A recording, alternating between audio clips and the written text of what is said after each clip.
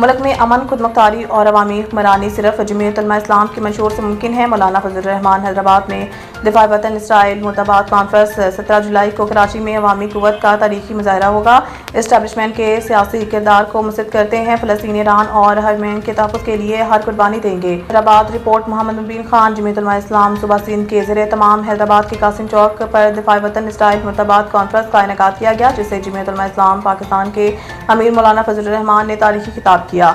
मौलाना फजलुर रहमान ने कहा कि जमीयत उलमा इस्लाम अमन, इस्तेहकाम, मुल्की खुदमुख्तारी और इस्लामी फलाही रियासत के क़याम की जदोजहद में हर अव्वल दस्ते का किरदार अदा कर रही है। हम जंग नहीं, अमन की इदाए हैं, लेकिन अगर अमन ना हो तो मुल्क की माशरत, तलीम, सेहत और कारोबार सब कुछ मुतासर हो सकता है। उन्होंने कहा कि सिंध की अवाम बदइंतज़ामी, लाकानूनियत और गुर्बत का शिकार हैं। जमीयत अवाम के आवाज़ को हर फोरम पर बुलंद करती आई है।